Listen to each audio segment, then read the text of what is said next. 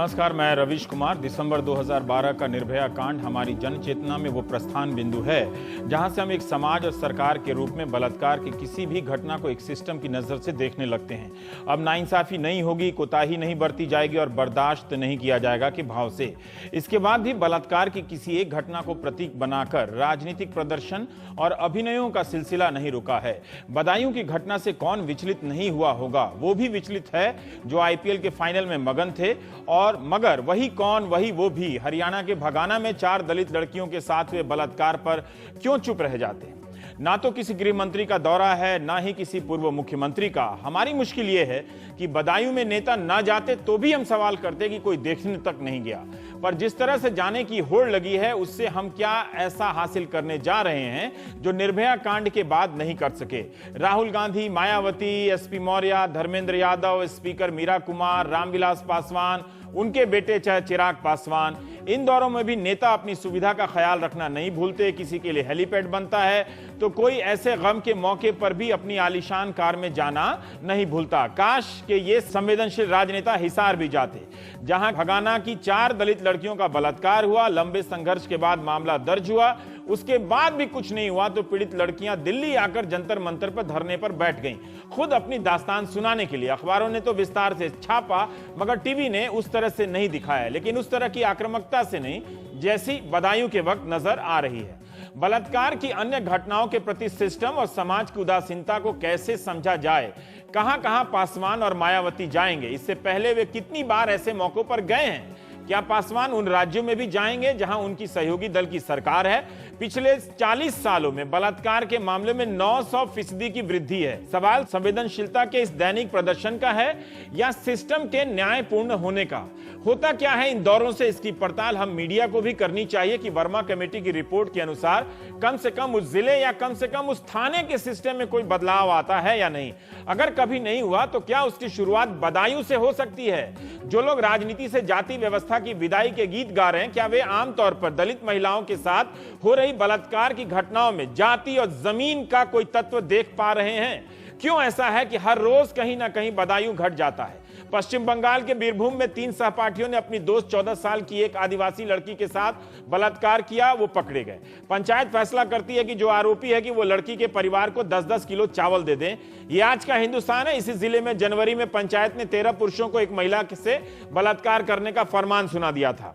मुंबई के पास भायंदर इलाके में डायमंड ब्रोकर ने बंदूक की नोक पर 29 साल की महिला के साथ बलात्कार किया। 30 मई की घटना है। क्या वहां किसी नेता का दौरा है?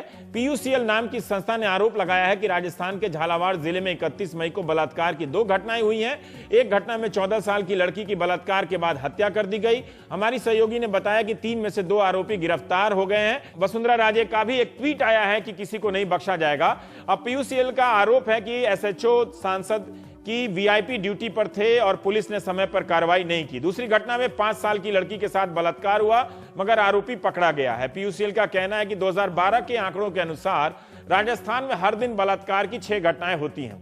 हाशिया.blogspot.in पर आनंद तेलतुंबड़े लिखते हैं कि ये सभी घटनाएं नेशनल क्राइम रिसर्च ब्यूरो के लिए एक आंकड़ा बनकर रह जाती हैं। सामाजिक प्रक्रियाओं द्वारा उत्पीड़ित के आंकड़े अब भी 33,000 प्रति वर्ष के निशान के ऊपर बनी हुई है उत्पीड़न की। इनकी गिनती करते हुए कोई भी बता सकता है कि हमारे संवैधानिक शासन के 6 दशकों के दौरान 80,000 दलितों की हत्या हुई, 1 लाख से ज्यादा औरतों के साथ बलात्कार हुए और 20 लाख से ज्यादा दलित किसी न किसी तरह के जातीय अपराधों के शिकार हुए।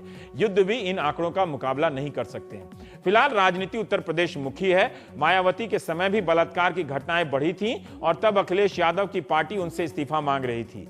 आज मायावती सहित सब अखिलेश से इस्तीफा मांग रहे हैं। तब भी मध्य प्रदेश का उदाहरण देकर मायावती के प्रवक्ताओं ने बचने का प्रयास किया था और अब भी फेसबुक पर कई लोग सवाल कर रहे हैं कि सबसे अधिक बलात्कार की घटनाएं मध्य प्रदेश में दर्ज होती हैं, वहां इस्तीफे की मांग क्यों नहीं है? वहां मीडिया का लगातार कवरेज क्यों नहीं है? झारखंड, बंगाल और बिहार को लेकर क्यों नहीं आक्रामक कवरेज है? लालू प्रसाद यादव ने ट्वीट किया है कि राष्ट्रीय अपराध शोध ब्यूरो एनसीआरबी के आंकड़ों के आधार पर देखना चाहिए कि किस राज्य में महिलाओं और दलित महिलाओं के खिलाफ अत्याचार के मामले ज्यादा हैं। उसी एनसीआरबी का जिसकी साइट पर 2012 के बाद डेटा ही अपडेट नहीं हुआ है, ये तो हालत है।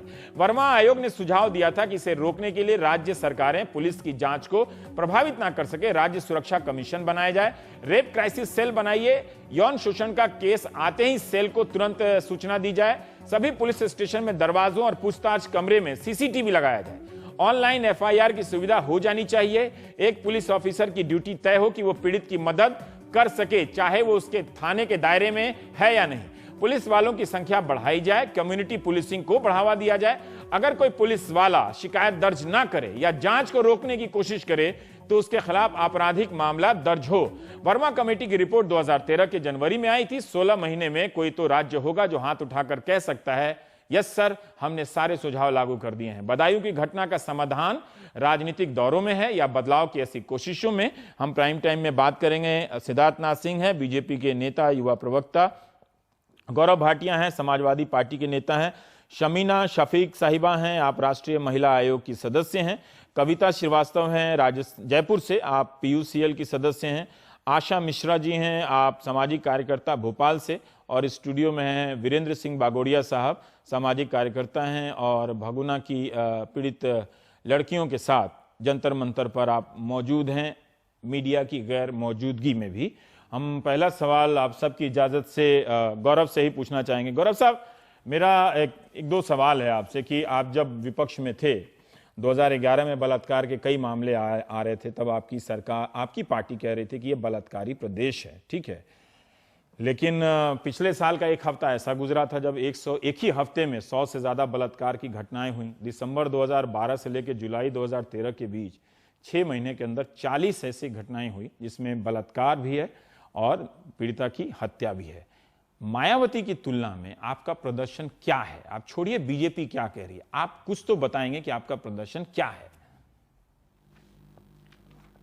सबसे पहले रविश जी, मैं ये कहना चाहूंगा कि कोई भी दुर्घटना होती है, चाहे रेप की हो, चाहे मर्डर की हो, महिलाओं के खिलाफ, वो बहुत ही दुर्भाग्यपूर्ण होती है। और मुझे सिर्फ ये कहना है आपसे कि आप भी बधाई के पात्र हैं कि आपने चर्चा जो है थोड़ी बढ़ा के और मुख्य मुद्दे पे और क्या उसमें समस्याएं और क्या सुधार किए जाते हैं, इस पे आप कर रहे हैं।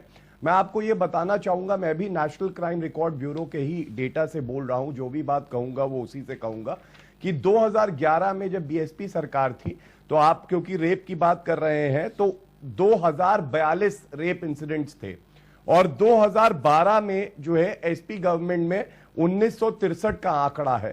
तो जो नंबर था वो नीचे आया, लेकिन नंबर जो नीचे आया है उसके अलावा जो सुधार उत्तर प्रदेश सरकार ने किए, सबसे पहले ये देखा गया था जो महिलाएं हैं जब वो पुलिस स्टेशन में जाती हैं या परिवारजन जाते हैं, उनके साथ दुर्व्यवहार होता है और कंप्लेंट नहीं लिखी जाती। उत्तर प्रदेश सरकार पहला ऐसा प्रदेश है जिसकी सुप्रीम कोर्ट ने भी सराहना करी कि एक पावर लाइन खोली गई। एक साल में 1.6 लाख कंप्लेंट आई और उसको रिड्रेस किया गया 1.5 लाख को करीब करीब। तो कम से कम एक सुरक्षा जल्दी मिले और समस्याएं को समाधान मिले, ये प्रयास किया गया। एक हफ्ते में 100 से ज्यादा बलात्कार की घटनाएं हैं और अभी भी अगर वो सारे सिस्टम आपने लागू किए हैं, मैं आपको बोलने का मौका दिया, ठीक है, इसके बाद भी ये घटनाएं हो रही हैं और इसके बाद भी आपकी आज भी हमारी संवाददाता के सामने जब एक पुलिस वाले के पास एक गांव का आदमी गया कि उसकी बेटी को कोई अगवा करके ले गया है, तो उन्होंने कहा कि मामला दर्ज कराइए, तो व्यक्ति ने कहा कि वो पढ़ लिख नहीं सकता, तो पुलिस वाले ने उसको भगा दिया। आपने जो इतनी बातें बताई, मुझे साफ साफ बताइए कि वर्मा कमेटी के हिसाब से क्या बदायूं पूरे जिले में कोई एक ऐसा थाना है जहां सीसीटीवी लगा हुआ है? रेप क्राइसिस सेल बनाया है आपने? बात रवि जी मैं बताता हूं आपको। बिल्कुल, दो चीजें जो प्रदेश सरकार ने करी और ये खासकर जो क्राइम अगेंस्ट विमेन है उसके लिए, उन्होंने सबसे पहले आप नोएडा और कानपुर दो जगह पे मॉडल जो है कंट्रोल रूम्स बनाए गए सीसीटीवी कैमरास के साथ। ये आप बात पुख्ता कर सकते हैं और इसी तरह से और जिलों में भी अब लाए जाएंगे सीसीटीवी कैमरास और मॉडल कंट्रोल रूम बनाए जाएंगे, जिससे कि सारे थानों की खबर एक जगह। 2 साल में आपने क्या किया है? मैं तो ये कह रहा हूं, आप ये बताइए ना। आप नोएडा कानपुर ये मॉडल वाला तो हम जानते हैं, ये मॉडल वाला देखिए, आज ही बाराखंबा रोड थाना जो है दिल्ली का, उसे एशिया में टॉप थाना माना गया है। कोई एनजीओ ने पूरे एशिया के थानों का मूल्यांकन करके किया है। ये मॉडल थानों को छोड़ दीजिए, आप मुझे बताइए कि आपने क्या किया है। अगर आप बीजेपी पे ये आरोप लगा रहे हैं कि वो राजनीति कर रही है, नहीं बता रहा आप तो सरकार में है, आप काम बता दीजिए।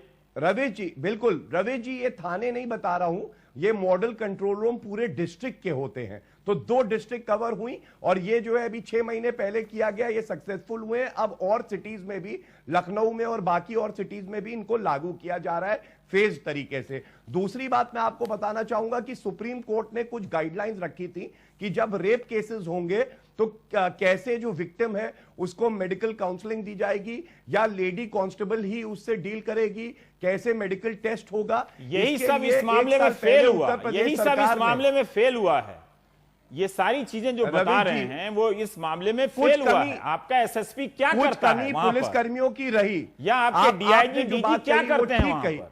नहीं, मैं बता रहा हूं आपको उन्होंने क्या किया। जो पुलिस अधिकारी जो कि गलत करते हुए पाए गए या दोषी हैं, एफआईआर में भी हैं, उनका सस्पेंशन नहीं हुआ है, वो एक्सपेल हो गए और अरेस्ट हो गए थे।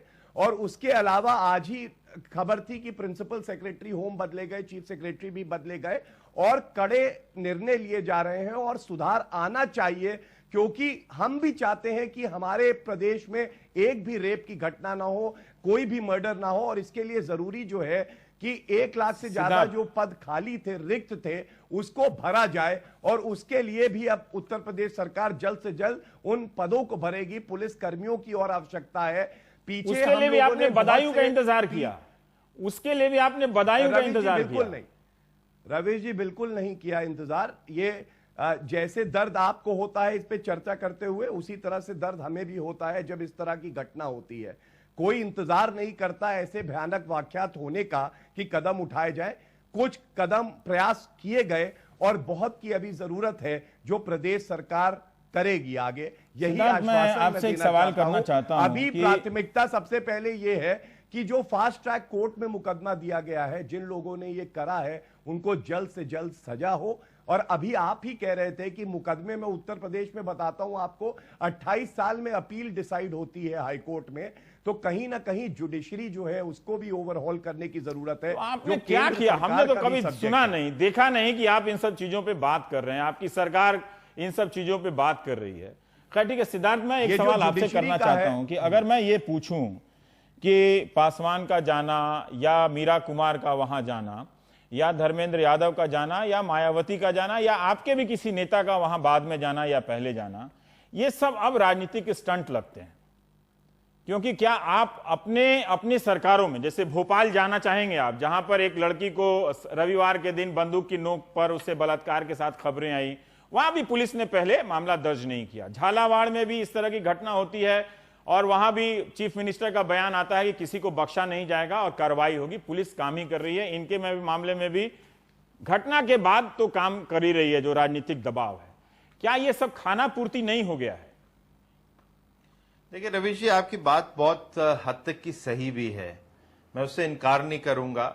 मगर ये कहना कि ना जाना पॉलिटिकल पार्टीज का या मीडिया का ना जाना, ये गलत भी होएगा। हम लोगों को, आपके आज जैसे मीडिया ने पिछले 3 दिन से इस केस को उठा रखा है, उस पर चर्चा हो रही है। कहीं ना कहीं हम लोग जो भी राज्य सरकार हैं या केंद्र सरकारें हैं या जो भी है, उसके अंदर एक कॉन्शियस जगना चाहिए और जगाना भी चाहिए। तो आप भी वो काम कर रहे हैं और पॉलिटिकल पार्टीज भी इसमें करती है। हो सकता है कि आपका जो एक तर्क है कि राजनीति होती है, मैं वहां तक की कुछ हद तक की सहमत हूं, मगर ये कहें कि पॉलिटिकल एक्टिविस्ट इसको टोटल इग्नोर कर दें या एनजीओज इग्नोर कर दें, तो ये सही नहीं होएगा। नहीं, मैं इसी में समस्या जो रवि जी है, मीडिया को भी जोड़ लीजिए इसमें, आप मीडिया को भी जोड़ लीजिए। मैं तो मीडिया भी जोड़ के बोला, मैंने बोला मीडिया को। मिर्चपुर जाते नहीं देखा, उन्हीं पासवान साहब को मैंने भगाना जाते नहीं देखा, है ना? वो आज ही चले जाते हैं और अपनी तरफ से कहते हैं, उनका बेटे कह रहे हैं चिराग पासवान के हम पीएम को रिपोर्ट देंगे। आपके गृह राज्य मंत्री अपनी तरह से वहां जब इस रिपोर्ट ले रहे हैं सिस्टम से, जब वो उसे संचार में है, संपर्क में है, तो ये अलग से क्या रिपोर्ट देंगे आपको और आप लोग अलग से क्या रिपोर्ट देंगे? नहीं देखिए रवीश जी, मीडिया चाहे तो बाल की खाल निकाल सकती है, आप चाहें तो उसको घुमा के बोल सकते हैं कि भाई पासवान जी क्यों नहीं गए, आपका SC/ST कमीशन क्यों नहीं गया, ये इश्यूज आएंगे। हम कुछ भी ना करें, जब भी होएगा, या करें तो होएगा, मगर जो मूल मुद्दा है, मूल मुद्दा यह है कितने हम कंसिस्टेंट हैं और कितने सीरियसली उस पर हम काम कर सकते हैं। क्या निर्भय के बाद या बदायूं के बाद या किसी के बाद हम लोग ने कुछ इंप्रूवमेंट करा? और मुझे लगता है इसमें हम लोग को सबको संवेदनशील होना चाहिए। एक के आंकड़े मैं दूसरे से अपने को ढक लूं, मैं तीसरे से आंकड़ों से उसको ढक दूं, शायद ये सही बात नहीं होगी। लेकिन मेरे को ये लगता है, और इसमें मैं किसी की निंदा नहीं कर रहा हूं, मुझे ये लगता है जो मुखिया है या जो मुख्यमंत्री है वो कितने संवेदनशील हैं, और क्या हम लोग जो पुलिस की जो व्यवस्था बनाते हैं अपने राज्यों के अंदर, और खासकर मैं उत्तर प्रदेश से आता हूं इसलिए मैं उत्तर प्रदेश की बात करूंगा, गौरव उसको अच्छा नहीं लगेगा, मगर हम लोग क्या अपनी पुलिस को, जैसे उत्तर प्रदेश की है, क्या उसका हम राजनीतिकरण इतना कर देते हैं, इस हद तक की कर देते हैं कि वहां पर केसेस लिए ही नहीं जाते और दूसरी जातियों के ऊपर बहुत अन्याय भी होता है। और मेरा रवीश जी एक मानना बहुत बड़ा है, और मैं इस पे आज भी मैं कहूंगा कि सबको सोचना चाहिए, क्या हमारे जो सरकारें हैं, क्या हमारे जो NGOs हैं, क्या हमारे मीडिया है, हम लोग गांव के अंदर क्या हम ऐसा प्रेशर डालते रहें कि शौचालय बने? ये जो शौचालय वाला वहां पे है और जिसके कारण बहुत चीजें होती हैं, रवीश जी, ये एक सिद्धार्थ, मैं इस विषय पे बाद में आऊंगा, और ये आपने ठीक सवाल उठाया है, पर अभी मुझे नहीं लगता कि कई कारणों में से ये एक कारण है। मतलब वो कहीं भी जा सकती हैं, वो रास्ते में जाते हुए कोई पकड़ ले, कोई शहर में पकड़ ले। मेरा आपसे एक सवाल है कि अगर ये आप जो कह रहे हैं कि सबके लिए ये मसला है ना, तो मैं ये जानना चाहता हूं कि झालावाड़ या भोपाल की घटना बदायूं की घटना से कैसे अलग हो जाती है? नहीं, मेरा ये भी देखिए, उसमें दो चीज होती है। क्या आपके मुख्यमंत्री ये कहते हैं कि आप सेफ हैं तो आप क्यों चिंता कर रहे हैं? क्या आपके मुख्यमंत्री के जो सुप्रीमो है वो कहते हैं कि छोटी मोटी बच्चे गलतियां कर लेते हैं? यहां से डिफरेंस हो जाता है। क्या आपके नीचे जो पुलिस है वो वहां पे सही, उसको हो सकता है वो रजिस्टर न करें, मगर पॉलिटिकल प्रेशर और ब्यूरोक्रेटिक प्रेशर के न काम करते हैं, इन्वेस्टिगेशन ठीक हो रही है कि नहीं है, या किसी को ढक रहे हैं या कवर कर रहे हैं, ये चीजें होती हैं। और तीसरा होता है, मैं इसमें भी आपसे भी प्रश्न पूछूंगा, क्यों नहीं मीडिया उसी चीज को उतना उठाती है? क्यों नहीं वहां पे जाके पॉइंट करती है ये गलती है, आप अपने आप को करेक्ट करिए? और सरकार की जिम्मेदारी रहती है कि उसको फिर करेक्ट करे, ना करे तो बदनामी लेने का हक भी उसी सरकार को पड़ता है। ठीक है शमीना जी, हम आपसे जानना चाहते हैं कि राष्ट्रीय महिला आयोग क्या भगाना के मामले में भी उसी तरह से त्वरित तरीके से गया? क्या बरेली या अन्य जगहों पे, भोपाल या झालावाड़ के मामले में भी तुरंत दौरे पर गया? बदायूं ही क्यों, या वैसी ही जगहों पर आप सब जब ज्यादा सक्रिय क्यों नजर आती हैं, जो मीडिया में ज्यादा छा जाती है? या ये भी हो सकता है कि कहीं आप जा रही हो हम ना दिखाते हो, लेकिन फिर भी कौन सी ऐसी भूमिका है जो आपके वहां जाने से आप महिला आयोग के रूप में निभाती हैं, जिसको पूरा करने के लिए कोई कमी रह जाती होगी, जिसे इतने केंद्रीय मंत्री जाते हैं? आपके जाने के बाद तो किसी को जाना नहीं चाहिए, लेकिन आप कौन सी भूमिका निभाने जाती हैं वहां? मैं आपका ध्यान एक बात की तरफ आकर्षित करना चाहूंगी। अभी आपने कहा कि क्यों बदायूं ही गए और क्यों कहीं नहीं गए। सवाल ये उठता है कि हम हर उस जगह जाने की कोशिश करते हैं जहां पर कोई ऐसा हीनियस क्राइम दिखता है। सिर्फ फर्क ये है कि जहां पर आप पहुंचते हैं, अगर हम वहां दिख जाते हैं तो आपको लग रहा है कि हम वहां गए। ऐसे कितने इंसिडेंसेस हैं जहां पर राष्ट्रीय महिला आयोग पहुंचता है, महिलाओं की मदद करता है, महिलाओं के एप्लीकेशन। आप यहाँ आ जाइए, गाँव से हैं तो थोड़े ना टीवी पे नहीं बोलिए ना।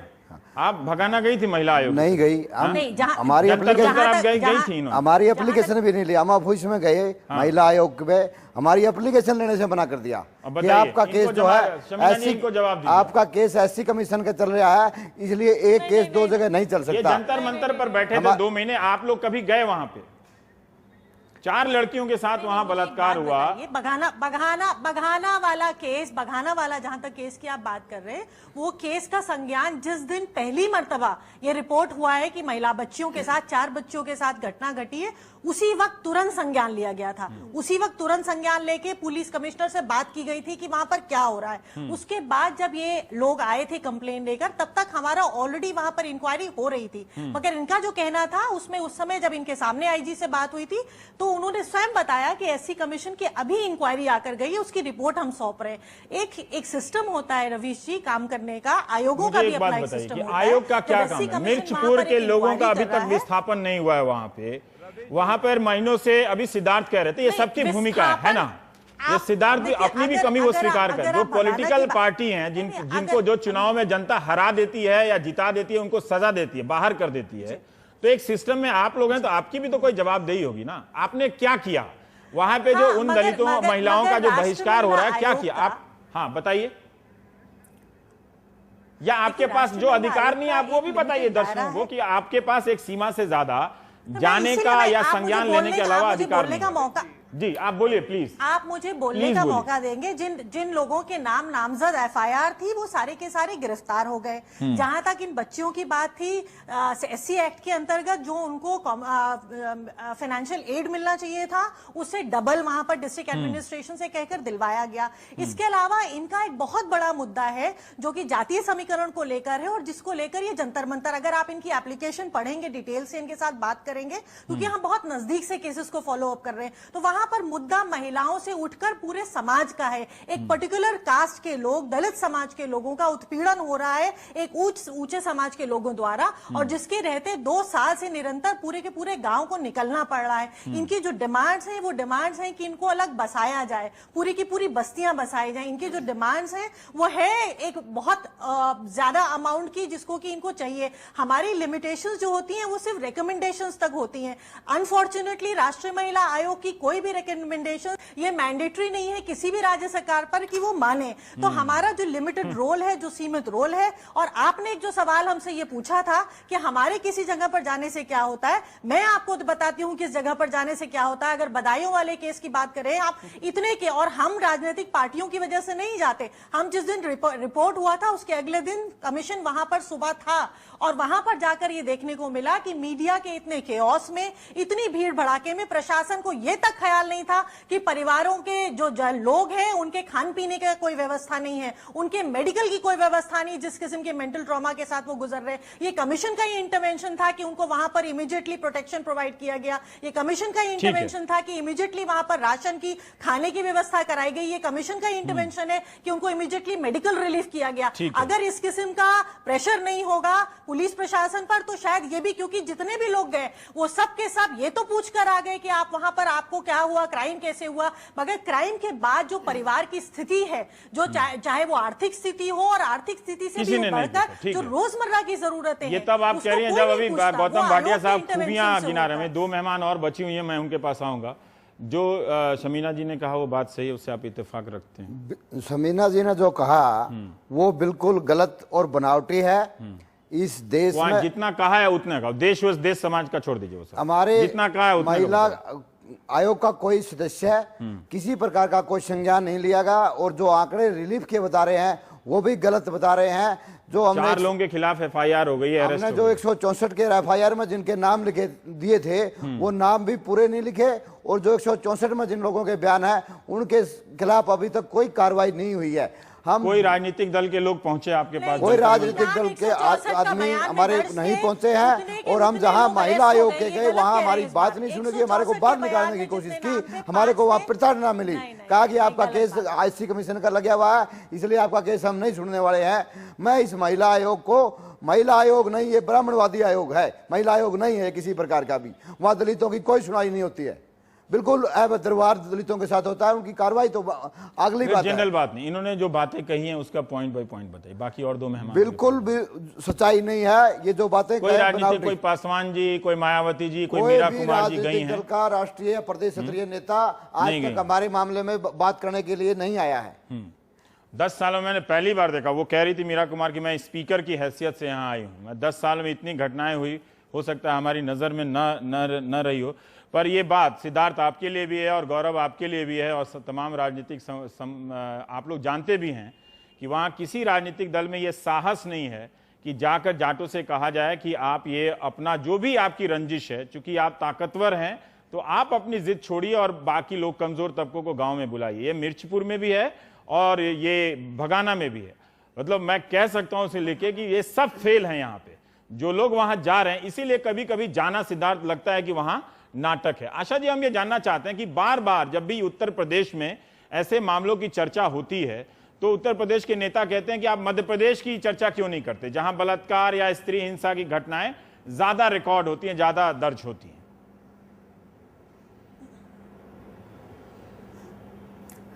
रवि जी, ये बात, जी हेलो जी, आप बोलिए। रवि जी, ये बात सही है। अगर हम, हाँ, आप सुनते मेरी बात को? हाँ, मैं सुन रहा हूँ, आप बोलते जाइए। हाँ, सुनाई दे रहा है? हाँ हाँ, तो ये बात सही है। जब बात होती है कि ये बात सही है कि मध्य प्रदेश में भी हम देखें कि मध्य प्रदेश में भी लगातार, मध्य प्रदेश अगर देश का पूरा आंकड़ा देखेंगे तो सबसे बड़ा चार्ट में सबसे पहला नंबर पे महिलाओं पर जो रेप है और क्राइम्स है वो बढ़ रही है। लेकिन अगर उसको देखें तो इस प्रकार के एक तरीके से कि राजनीतिक, महिलाओं के राजनीतिक मुद्दा बना के ही रख लेते हैं। आए दिन मध्य प्रदेश में आए दिन इस तरीके से घटनाएं होती है। अगर हम देखें पिछले 2011 और 2012 का अगर रिकॉर्ड देखें, जो हमारा एनसीआरबी का रिकॉर्ड है, उसमें आप पाएंगे कि लगातार इसका एक परसेंटेज में बढ़ोतरी हो रही है। खास करके बच्चियों का, पिछले बार जो बच्चियों का क्राइम्स रिकॉर्ड था, वो साथ में उनका जो रेप हुआ था, उस पर लगभग 29%, 30% बढ़ोतरी हुई है। मुझे अगर ये आंकड़ा को मैं बता दूं, ये आंकड़ा के बारे में एक कहना है, 3 चीजें कॉन्ट्राडिक्शन दिखाई देती है। एक तो ये है कि जो बच्चों, ये जो रिपोर्टेड है, उस रिपोर्ट के आंकड़ा बताया जा रहा है और ये कहा जाता है कि ज्यादातर ये हो रहा है शहरों में, जो होती है ये शहरों में ज्यादा हो रही है कहा जा रहा है। तो शहरों में कहा जा रहा है, इसका मतलब होता है चूंकि शहर में एक तरीके से एक मीडिया और बाकी लोगों के कैंपेन है, उससे थोड़ी जागरूकता आई है, तो रिपोर्ट हुई, रिपोर्ट का ये आंकड़ा बताता है। दूसरा कॉन्ट्राडिक्शन मैं आपके सामने रखना चाहती हूँ, वो है कि एक पूरा दलित, आदिवासी और जो पिछड़े वर्ग है उनके पर जो ज्यादती होती है वो रिकॉर्ड नहीं होता है, क्योंकि वो आसानी से वो रिपोर्ट नहीं कर पाते। तो ये जो हम आंकड़ा देख रहे हैं कि 30% बढ़ा हुआ है, वो शहर के द्वारा देखते हैं, चूंकि शहरों में एक तरीके से मीडिया और बाकी के द्वारा एक जागरूकता है, लेकिन बाकी गांव की चीज पर अछूता है। तीसरी बात मैं आपको बताना चाहती हूँ कि जब पुलिस के पास जाते हैं तो पुलिस भी रिकॉर्ड इसको रजिस्टर नहीं करती है। इसलिए नहीं करती है क्योंकि उसको लगता है अगर रजिस्टर करती तो वो आंकड़ा बढ़ोतरी दिखाई देगी। ये कुल मिला के जो कॉन्ट्राडिक्शन है ये आंकड़ा को लेके ये आपके सामने दिखाई देता है। मध्य प्रदेश में भी ये बात है कि मध्य प्रदेश में भी इसको एक पॉलिटिकल, यहाँ आयोग भी है, आयोग जाती है, लेकिन आयोग भी जो उनकी सरकार जो कहते हैं उस तरीके से आयोग उस तरीके उस केस को लेती है। तो इसीलिए ये कुल मिला के एक राजनीतिक मुद्दे के रूप में रह के ये जो केसेस से दब जाता है। लेकिन आए दिन, आज भी भोपाल में कमला नगर में एक लड़की के साथ हुआ, कल बैतूल में हुआ, रोज एक देखेंगे अखबार के माध्यम से और हमारी अपनी जानकारी के माध्यम से, आए दिन बच्चियों के साथ, महिलाओं के साथ मध्य प्रदेश में लगातार ये जो क्राइम्स लड़कियों के साथ, महिलाओं के साथ और रेप भी बढ़ रहा है। इस पे हम थोड़ा ब्रेक के बाद एक और बात मैं बताना चाहती हूँ, हमारे यहाँ मध्य प्रदेश सरकार को माना जाता है वो बहुत महिला संवेदनशील है, वो पूरा महिलाओं के एक मामा के रूप में कहे जाते हैं। उस तरीके से वो आप देखें कन्यादान योजना, लाडली लक्ष्मी योजना, इस तरीके से योजना जरूर बनाते हैं। इससे समझ में आता है कि ये योजना जो बनाया जाता है किस तरीके से हमारा सरकार, हमारा शासन का फ्यूडल मानसिकता है। कविता, हम आपसे जानना चाहते हैं, हम जी हम कभी रोकना पड़ेगा। आशा जी, मैं आपको रोक रहा हूं। एक मध्य प्रदेश का आप पर्सपेक्टिव रख रही हैं, इस पे ये भी है कि वहां से उनकी तरफ से आपका काउंटर पर्सपेक्टिव देने के लिए उनकी तरफ से कोई नहीं, सिद्धार्थ दे देंगे ब्रेक के बाद। कविता, मैं जानना चाहता हूं कि वर्मा आयोग के आने के बाद से ही राजस्थान के अनुभव से ही बता दीजिए, 2 सरकारें वहां बदली हैं बीच में, एक सरकार अभी ठीक नहीं है ना, सिस्टम में क्या कोई बदलाव आया है क्या, उसके काम करने के तरीके में कोई चेंज आया है क्या? अगर हम वर्मा कमीशन की रिपोर्ट की इम्प्लीमेंटेशन देखें तो मुझे लगता है उनके आइडियाज़ की और वो पूरे डिबेट और डिस्कशन की, तो मुझे नहीं लगता है कि इस तरह के बदलाव आए हैं। एक सेंट्रल गवर्नमेंट का ज़रूर एक crisis and rape crisis cell, one stop crisis cell ज़रूर खुला है and that is running very well, क्योंकि वो महिला संगठनों के हाथ में है।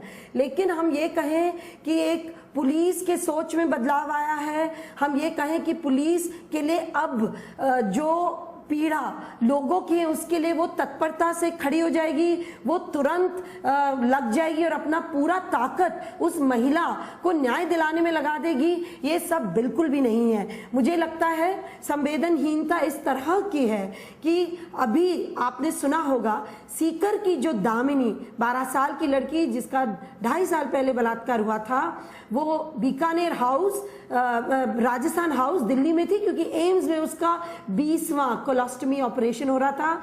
इस कदर वहां सीएमओ से डायरेक्शन गया कि उस लड़की को हटाओ और भेजो वापस सीकर। वो लोग सड़क पे आके सीकर में रहे पूरा परिवार, और 2 दिन उनके लिए कोई जगह नहीं, कोई जगह देने को तैयार नहीं, और अब उनको एक टेम्पररी रैन बसेरे में रखा गया है। ये तो संवेदनहीनता है। यहाँ मैं इसलिए ये बोलना चाहती हूँ कि अगर आप वर्मा कमीशन की बात को देखें तो बहुत क्लियरली 2 चीजें विच आर वेरी इंपॉर्टेंट। एक ये कि जो क्राइम होता है उसको लेके जांच व्यवस्था में नंबर 1 जो कोताही बरतेगा उसके खिलाफ सेक्शन 166A के तहत केस किया जाए। अब झालावाड़ में जिस हेड कांस्टेबल ने उस पिता को बोला कि तू जा फोटो लेके आ तब हम लड़की की जांच करेंगे, उसके खिलाफ 166A का सेक्शन लगना चाहिए, लेकिन वो अभी तक नहीं लगा है। ये तो है वर्मा कमीशन का इम्प्लीमेंटेशन। और दूसरी तरफ पूरा पुनर्वास, मैं 1 मिनट और लूंगी, पूरा पुनर्वास व्यवस्था देखिए,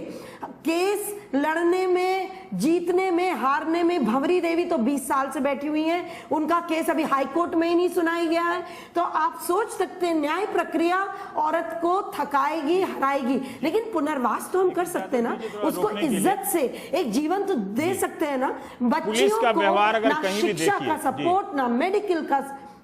पुलिस का व्यवहार आशा जी के बयान से देख लीजिए, या कविता की बात से देख लीजिए, या फिर बदायूं। मुझे एक छोटा सा ब्रेक लेना पड़ेगा सिद्धार्थ, हम इस पर आएंगे कि कितना आप लोग आश्वस्त कर सकते हैं। कहीं होता नहीं है, ना मध्य प्रदेश है इसमें अव्वल, ना राजस्थान है, ना बिहार, ना यूपी है। क्या चला जाए बदायूं क्या? छोटे से ब्रेक के बाद।